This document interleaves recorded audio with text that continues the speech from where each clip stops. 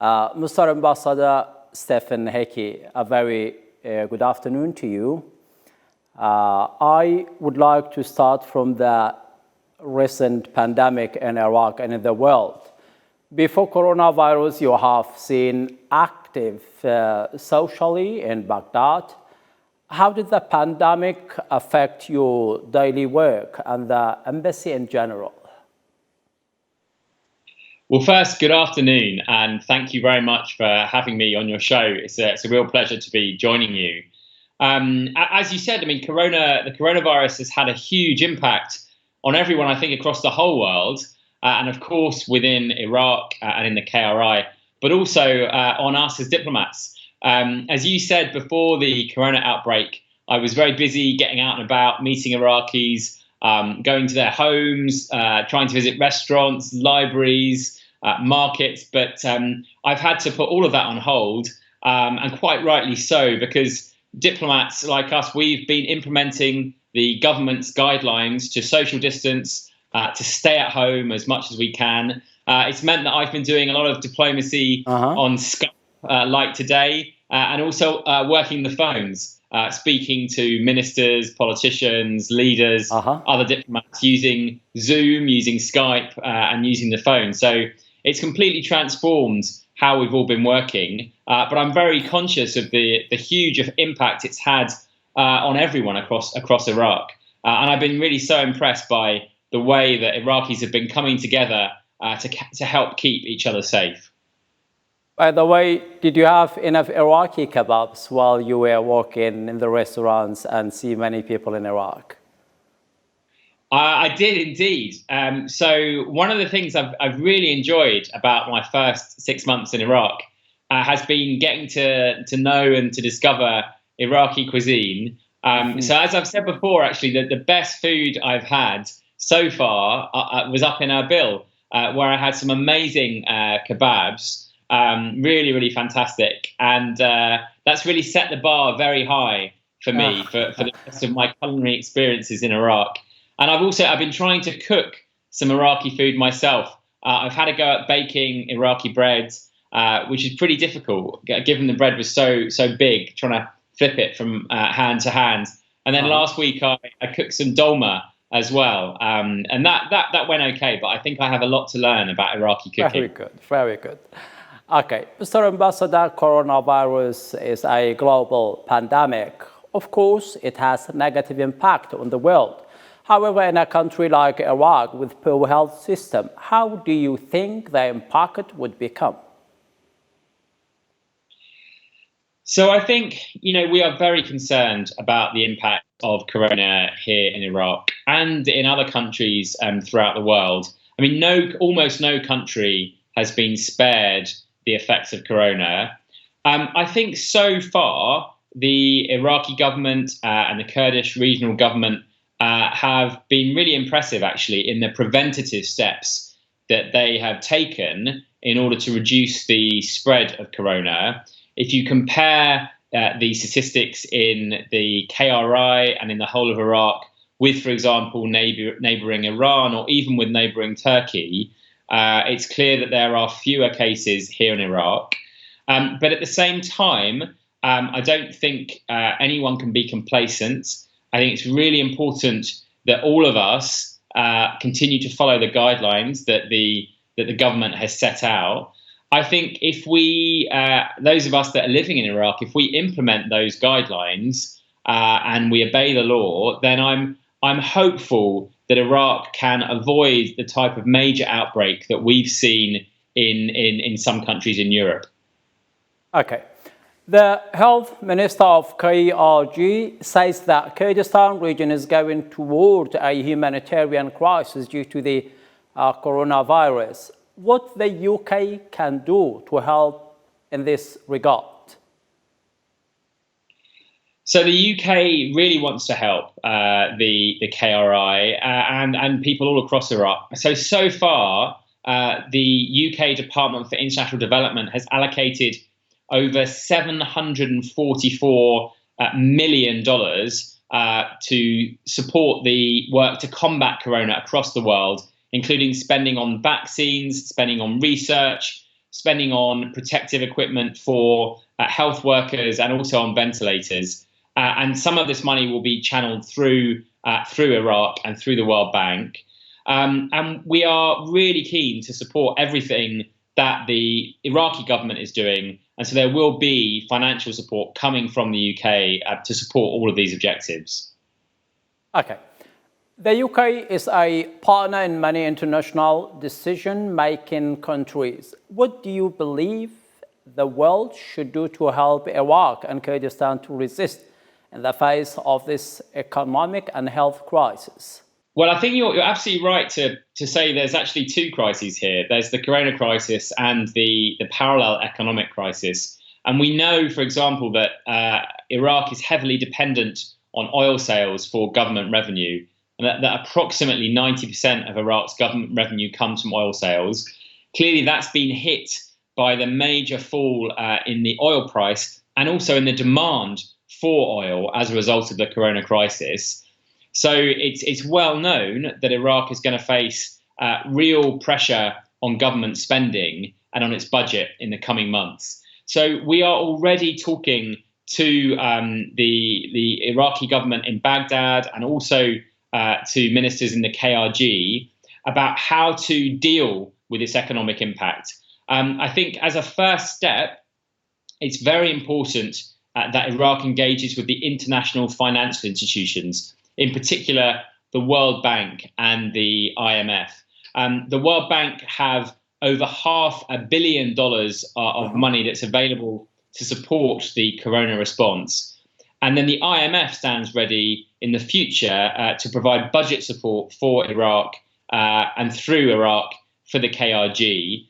So I think that's really important. As the UK, we have been, together with the United States, bringing together the World Bank, the IMF, the WHO, the Ministry of Finance and the Ministry of Health to talk about how can these big financial institutions give Iraq the funding that it needs to tackle corona, both in terms of spending on the health system, but also in terms of propping up Iraq's economy, which I think is going to be badly battered by the fall in the oil price and economic impact of corona in reducing economic activity. Okay. Mr. Hoiki, if the coronavirus reached the peak, what type of services do you provide to the British citizens, the embassy, the British citizens who are living in Iraq and Kurdistan? So obviously a big focus for any embassy is looking after the interests and the welfare of its citizens in the country. I'm proud of the fact that we have many British citizens living in Iraq, especially in the KRI. We have been liaising closely with the British community here. We have worked behind the scenes to help ensure that there were some commercial relief flights going from Erbil and Baghdad back to London. These happened around 10 days ago now, and we were very pleased that we were able to help a significant number of British citizens return to the UK. We've also been keeping them updated through our travel advice and social media channels. And my message to any British people in Iraq watching this who are concerned about the corona crisis really is to get in touch with us using social media, using the contact details on the website. We are here to help you and advise you. We want you to stay safe. And we want you to follow the advice of the Iraqi government and the Kurdish regional government. Okay, now let's leave coronavirus. I would like to move to another topic. What's your sense about the US forces withdrawal from a number of military bases in Iraq and remaining in only 2 bases in Kurdistan region and Al-Assad base in Ramadi? Well, thanks for raising that. I think it's a very normal thing to happen. So, of course, the US, Britain, and over 60 other countries have forces in Iraq as part of the global coalition to counter Daesh. The threat from Daesh has changed significantly since 2014. And so I think it's normal that coalition forces, not just American forces, should look to consolidate their presence in Iraq That's because the threat from Daesh is different now to how it was a few years ago. And it's also because the Iraqi security forces and the Peshmerga are now in a stronger state compared to a few years back, and are better able themselves to fight Daesh and to counter Daesh. But I do think it's really important that, especially during this current corona crisis, that we don't forget the threat from Daesh, and that we make sure that we take all the steps, whether they're military steps, economic or political steps, to make sure that Daesh never comes back in the future. And the UK stands ready to continue to provide support through the global coalition across the whole of Iraq.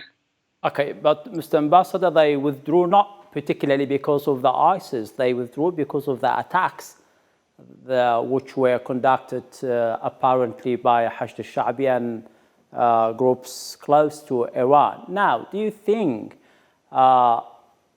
withdraw in this basis protect the US military in Iraq and other coalition troops? So I think you raised an important point. I think it's really important that the government of Iraq provides protection to coalition forces. Coalition forces are in Iraq because they've been invited to come to Iraq by the government of Iraq. So I spend quite a bit of my time talking to Iraqi ministers and defense officials about the importance of countering the threat from militias and also making sure that coalition forces have the protection that's needed. I'm pleased that the coalition forces have put in place a number of measures to improve their own protection, but this needs to come along with increased support from the Iraqi government to protect those forces.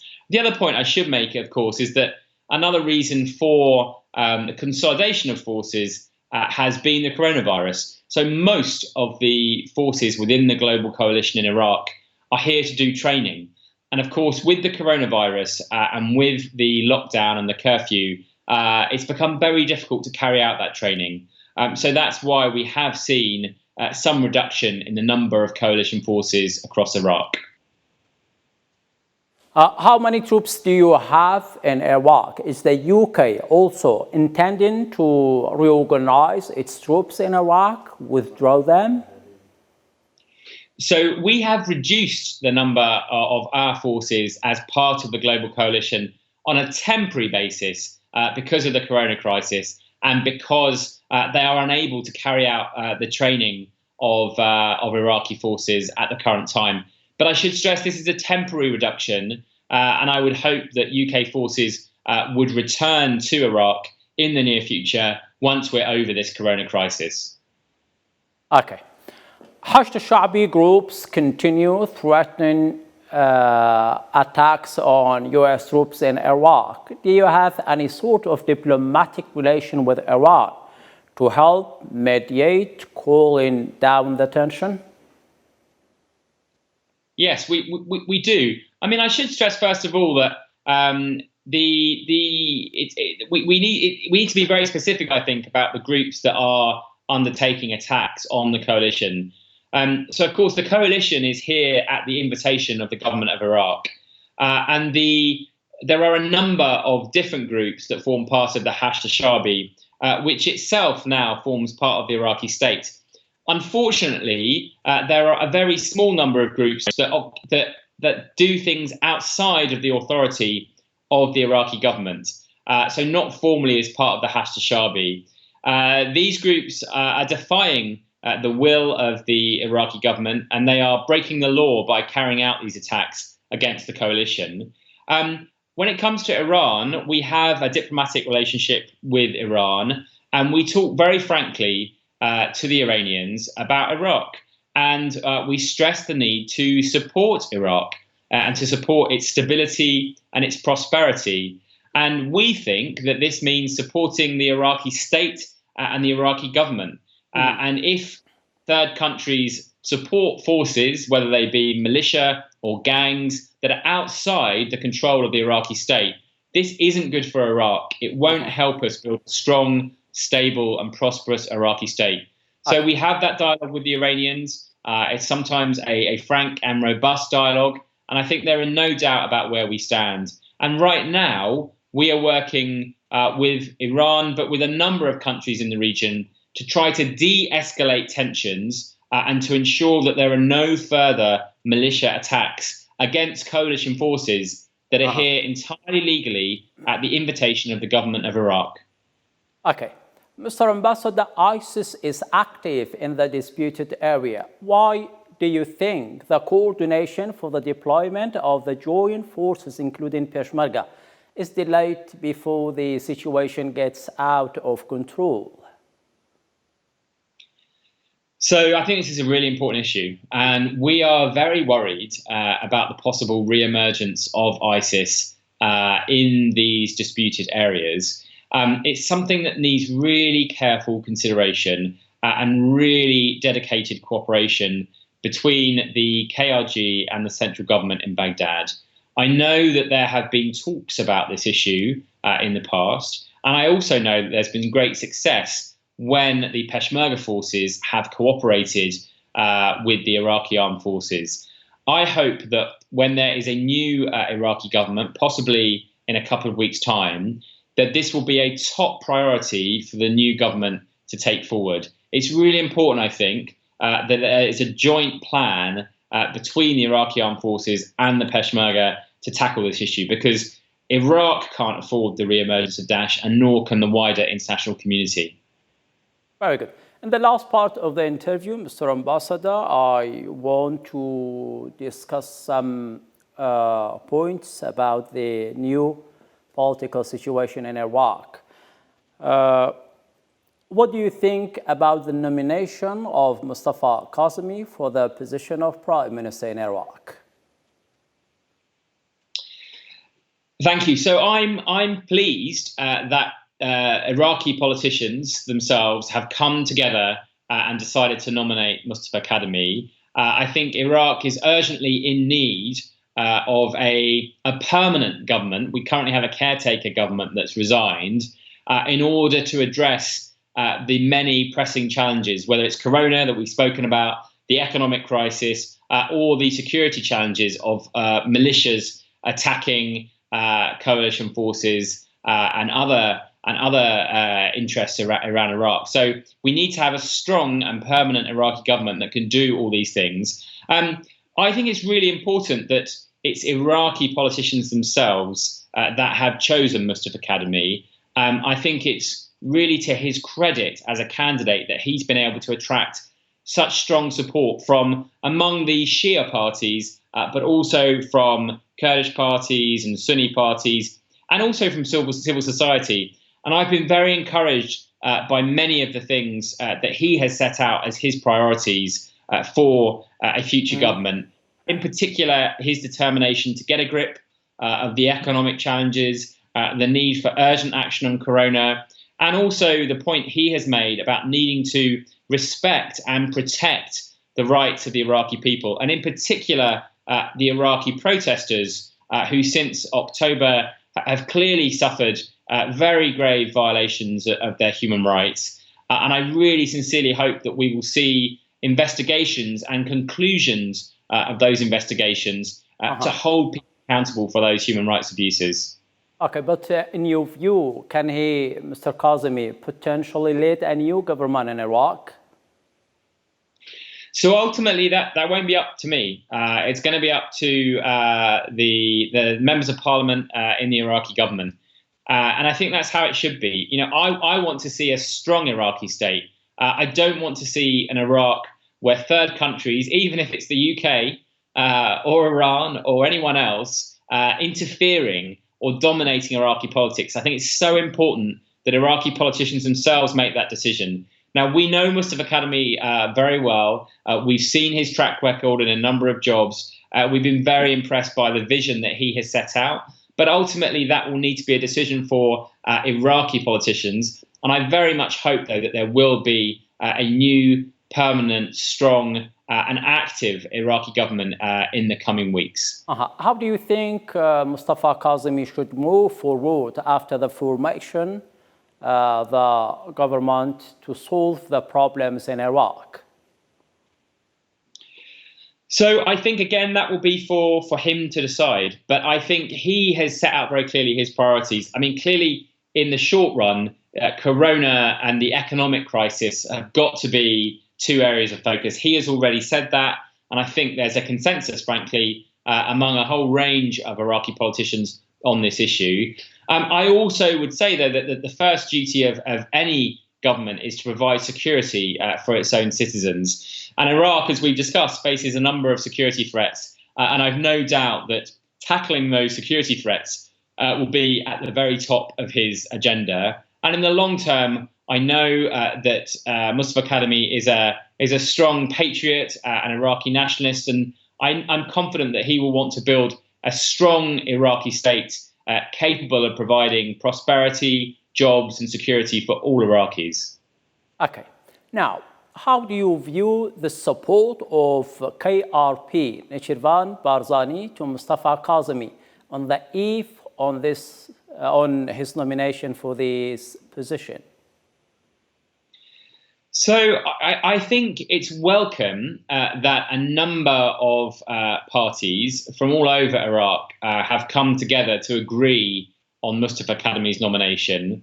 I think it's really important that the new Prime Minister has support from a wide range of groups. And I also welcome the fact that Mustafa Kadhimi has placed an emphasis on ensuring that there's good relations between Baghdad and Erbil. We've already spoken about the disputed territories. I mean, there are a number of other, I think, pressing challenges for the next government to take up with the KRG. And so I think it's good that there is this wide level of support. And I also think it's good that we have a nominee in Mustafa Kadhimi who is willing to take that whole of Iraq approach in order to bring stability and prosperity. What do you think Mustafa Kadhimi should do now, given the challenges Iraq facing? So again, it's nice of you to ask, but it's not for me to tell or instruct or even advise Mustafa Kadhimi publicly on these things. I think, obviously, though, as an observer, it's clear that Mustafa Kadhimi is very focused right now on forming a new government. We know the next step in the process is he has to present his cabinet and his government programme to Parliament, and Parliament needs to vote on that. I know that he's working very hard on that he continues to consult a wide range of actors, and we will see what happens in the coming weeks. But as I said, I think it's more important now more than ever that Iraq has a strong government capable of tackling the many challenges facing Iraq right now. Stephen Hickey, the ambassador of the United Kingdom in Iraq, your time is highly appreciated. Thank you very much.